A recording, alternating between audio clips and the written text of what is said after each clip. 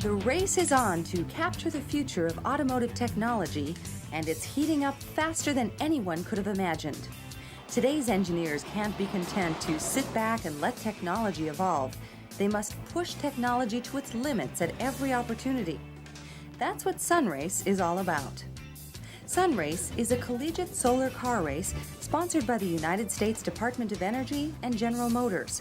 It is designed to promote education and develop interest in new technology and the environment. Sunrace 95 is the third race of its kind and grew from GM's involvement in the World Solar Challenge in 1987.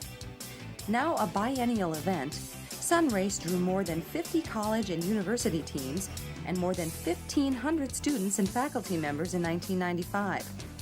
These hard-working Sunracers spent thousands of hours of intense work and lots of hard-earned dollars to design and build solar cars for this year's competition. We want the students to take a clean sheet of paper, design a car from scratch, raise the money, build those parts, put it together, organize a team, train that team, and get the race car here. Now that's a lot of work. GM promotes this because it's right on that leading edge of technology. You never know what one of these students are going to develop for the future. One little thing that they could develop for their vehicle could revolutionize everything. Well, I think it gives students a head start because in the real world you have to come up with concepts, you have to develop your plans, you have to market this, and then you have to go out and sell it. And that's exactly what they've done with this project. The goals of Sunrace are many and varied, yet two stand out: teamwork and technology. Throughout the Sunrace preparation time, students must work together to synthesize information from many disciplines, then share results. They strengthen their interpersonal skills and cooperation techniques as they work to meet demanding deadlines and complete an efficient solar-powered vehicle. While designing their cars, students and faculty members test and retest technology, invent new ways of doing things, subject their product to extreme conditions, and ultimately expose weaknesses. They put together parts, they take their own designs and put them to practice, and then they see whether they work or not. And they go back and retest and redesign, retest, redesign, and it's just a terrific learning experience for them. The fact that we went with a whole new design made time much more of an issue.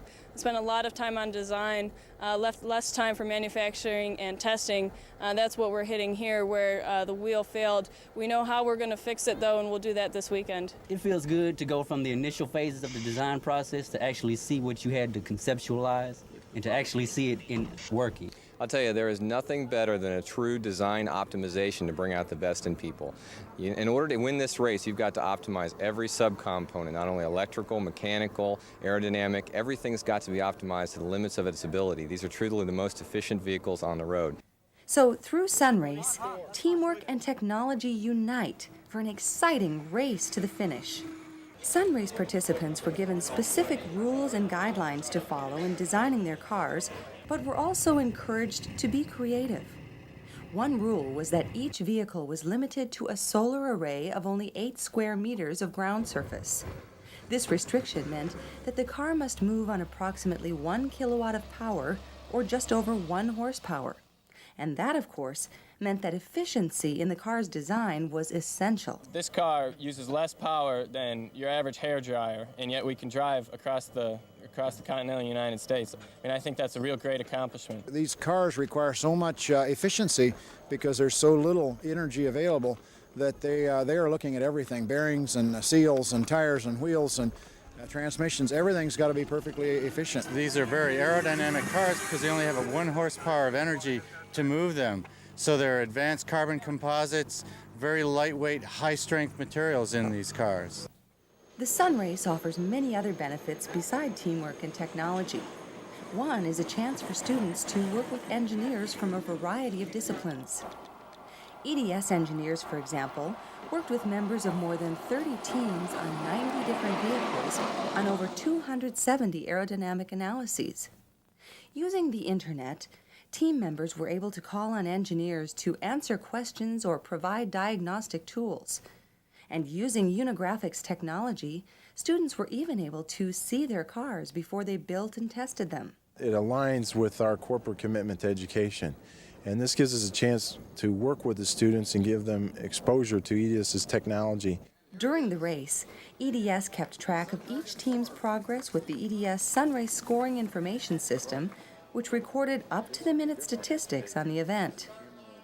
3 subsidiaries of General Motors, Delco Electronics, EDS, and Hughes Network Systems, worked together to follow the race every mile of the way with a sophisticated location communication system known as LCS. This system helped thousands of people, spectators, family members, media representatives, and the general public beat trackside for 1,250 miles from start to finish without leaving their hometown. I think it's really cool that you can actually tell where the teams are. Before you had to go through checkpoints and only the officials really knew. But it's definitely an added bonus to be able to go look on the screen. The system tracked each team across America and displayed each vehicle's position on a map. The map was transmitted to 4 kiosk sites, 1 at each midday stop and finish line, and 2 at major museums: the Smithsonian Institution Natural Museum of American History in Washington, D.C., and the Henry Ford Museum in Dearborn, Michigan. Sunrace 95 began on June 20th in Indianapolis, Indiana, and finished 10 days later in Golden, Colorado, near Denver. Teams had 8.5 hours to complete the day's course. The winner of Sunrace 95 would be the vehicle with the lowest cumulative elapsed time over the entire course. The race started with a beautiful sunny day in downtown Indianapolis at Monument Circle. 38 qualified teams representing the United States, Canada, Mexico, and Puerto Rico anxiously awaited the beginning of the race and the culmination of more than a year of hard work. The solar racing field paraded around Monument Circle before hundreds of cheering spectators. Finally, Department of Energy Secretary Hazel O'Leary waved the starting flag, and America's largest solar-powered car race officially began. The first leg covered 70 miles between Indianapolis and Terre Haute, Indiana. The route followed secondary and county roads in normal traffic. At the end of each day, the teams gathered in a common meeting place to charge batteries and rest for the night. The pole sitter, the California State Polytechnic University at Pomona team, with its Intrepid 2 car, held the lead and finished first with a time of 1 hour, 43 minutes, 55 seconds, and an average speed of just over 36 miles per hour. The Massachusetts Institute of Technology's Manta came in second, only 5 seconds behind. The University of Missouri at Columbia's Sun Tiger 2 came in third. The first 8 cars in the race completed the course within 10 minutes of each other, intensifying the competition.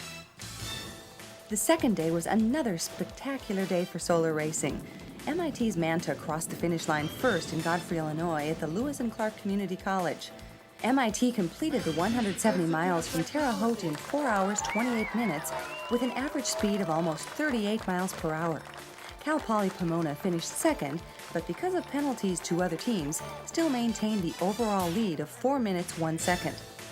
In a surprising move and despite a 20-minute delay just off the starting line because of a motor controller problem, Northern Essex Community College, with its TNE3 car, finished in third for the day. It also moved from 8th to 4th place in the overall standings.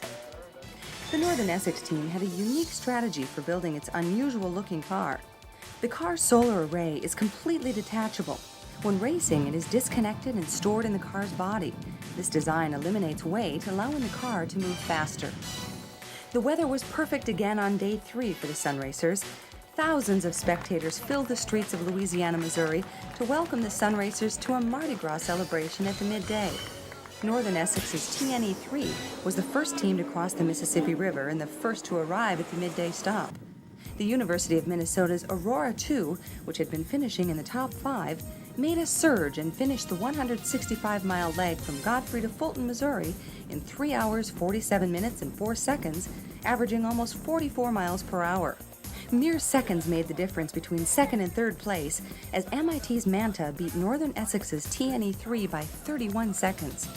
Northern Essex's TNE3, which led the race most of the day, blew 2 tires simultaneously, causing the team to lose 12 minutes and drop to 4th place overall. After suffering 2 flat tires en route to Fulton, Cal Poly Pomona's Intrepid 2 fell to second place in the overall standings, but remained within 7 minutes, 34 seconds of race leader MIT.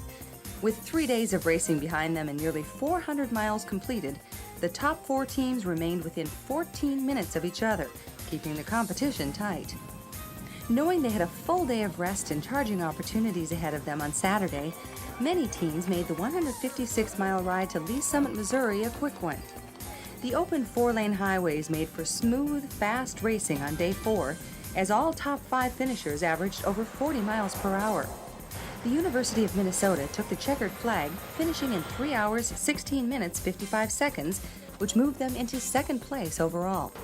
MIT continued its trend of finishing near the top with a time of 3 hours, 20 minutes, 10 seconds, but was still in first place overall. Day 5's cloudy skies and rain put strategy back into the 152-mile leg from Lee's Summit to Manhattan, Kansas.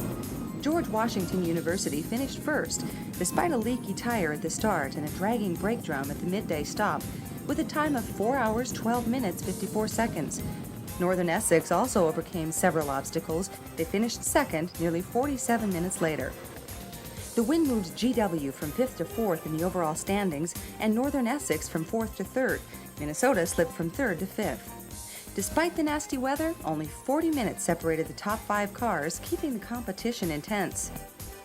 Making up for the weather on previous days, Day 6 dawned sunny and clear. The GW team led the entire 150-mile leg from Manhattan to Smith Center, Kansas. By midday, GW was 22 minutes in front of MIT, and it looked as though a new leader could emerge by the finish. Unfortunately, GW's motor controller began acting up, and the car came to a crawl as it crossed the finish line 14 minutes ahead of MIT, with a time of 4 hours, 4 minutes, 42 seconds. MIT remained in first place overall, with GW in second, Minnesota in third, and Cal Poly Pomona in fourth. Mercer University and Clarkson University were the adopted teams for Smith Center, and this town went all out for these 2 teams. The crowd was more than a little anxious to see its teams cross the finish line. Smith Center residents made sure their new friends were completely comfortable in their town. A local sorority even made food baskets for these sun racers. The teams also received a special presentation at the award ceremony. Day 7 saw Minnesota's Aurora 2 blaze across the finish line first, setting a new average speed record of 50.42 miles per hour. The team completed the 166-mile journey in just 3 hours, 18 minutes, 13 seconds, 4 minutes ahead of race leader MIT. Although MIT managed to hold its overall lead, Minnesota pulled ahead of GW to second place overall. GW finished 6th and slipped to 3rd place overall, and Cal Poly Pomona finished 3rd in the day's race and 4th in the overall standings. Sunrace 95 moved into Colorado on day 8, with the team from MIT continuing to lead the pack in the hotly contested race. Intrepid 2, the car from Cal Poly Pomona, crossed the finish line first, securing 3rd position in the overall standings. Cal Poly Pomona averaged just under 43 miles per hour on the day's 171-mile leg from St. Francis to Aurora, Colorado. Rounding out the top 10 finishers for the day were race leader MIT in second, followed by Minnesota, Queen's University, Stanford University, Northern Essex, Western Michigan University, George Washington University, Kauai Community College, Mankato, and Winona State University. In the afternoon, clouds moved in and the rains came, slowing the pace for half of the solar car field still on the course. With no sun in sight, recharging and power use for the final day would be a final exam for each team and their strategist. At this point, only 52 miles separated the 36 solar-powered cars from their final destination of Golden, Colorado. Several teams opted to replace their batteries and take a penalty so they could race for the finish line. Kauai Community College crossed the finish line first in just 1 hour 46 minutes. The University of Illinois and the University of Oklahoma followed Kauai to round out the top 3 finishers for the day. An upset was in the making when Minnesota made a great run and finished first of the top 5 position holders, only to wait for MIT. Basically, it was a strategical decision not to go as fast yesterday and take it easy because we knew that the weather might be bad today, and that's exactly what happened. Massachusetts Institute of Technology. When MIT left the start line, the team had a 47-minute lead on Minnesota. When MIT crossed the finish line, however, only 18 minutes 49 seconds separated it from Minnesota, the closest finish in Sunrace history. I'm soaking wet. Feels good to win. I don't know if it's official yet, but it got really close. We had a couple of problems today. We had 0 problems the first 8 days. Today we had a little electrical difficulty with the water getting in. And we were going 10 miles an hour sometimes, and the crew was telling me that at the current speed we were going, we would make it. So that was a little comforting. How important was the crew to you during this entire trip? Oh, the crew is just as important as the driver, the car, the people that are driving the other vehicles. I mean, it's one big long chain and one link falls out in your history. MIT averaged 37.23 miles per hour for the entire race. Minnesota came in second overall. Cal Poly Pomona finished third, with George Washington University in fourth. Stanford University surprised the field by moving from 8th place to 5th place in the overall standings on the last day of the race, making up more than 2 hours. With Sunrace 95 complete, clearly the winning strategy meant not only a fast car, but also a solid understanding of energy needs, local weather, and terrain. The 36 teams that completed the 1,250-mile race successfully combined technology and teamwork to meet the challenge of the competition. Sunrace 97 looms only 2 short years away. In the brief time of the race's existence, enthusiastic students and faculty members have already improved solar technology immensely. That means 1997's cars will be even more efficient and powerful than the 1995 cars. With the technology boom in this arena and the competitive spirit of race participants, the world will see more competition as college and university students around the globe race for the future.